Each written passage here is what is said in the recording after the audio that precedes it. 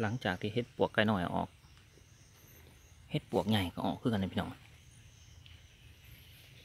เขาเก็บเฮ็ดปวกไก่หน่อยนะตอนเสาร์ไอ้มาตอนแรงมืดเลยพี่น้องเอ้ยโมเมนต์มืด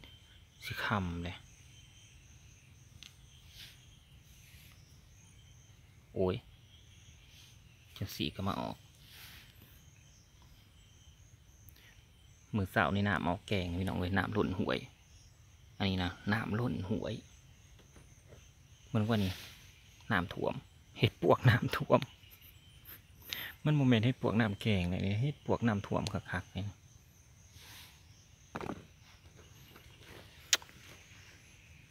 อะโก้คือมาดอกน้อยดอกดีใช่ปะ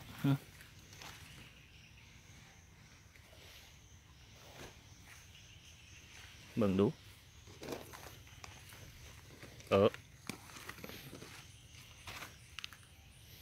อย่าฝ่าวอย่าฝ่าวเป็นวินเบิ่งซะก่อนเห็นบอกมันบานมันจังสิเห็นพี่น้องเลยแสดงว่าฝั่งนั่นก็ออกเมื่อวานนะไปหล่อหาแล้วจนเมื่อยครับบ่มีบ่เห็นมันบ่ออก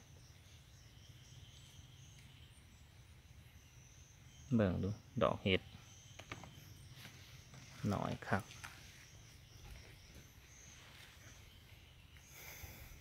สิลามไปแล้วกัน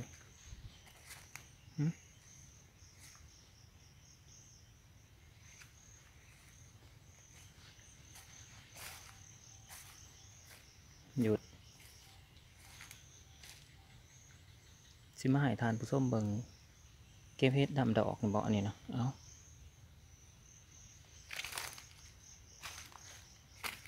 แนวนี้ก็สร้างเป็นเบิ่งกันเด้อพี่น้องเด้อหาเลาะมึงก่อน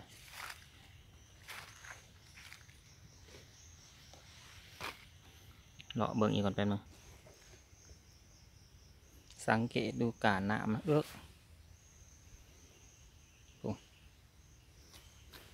น้ำท่วมเห็ดปวกน้ำท่วมเขาสิไปหาทางไหนไปนี่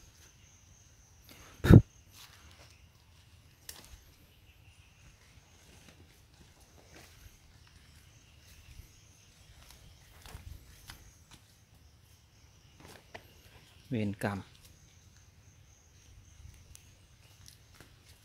น้ำท่วมเบิ่งพี่น้องเลย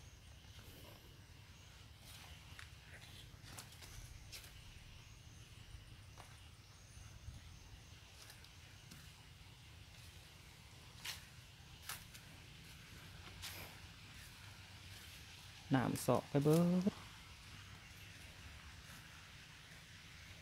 เอา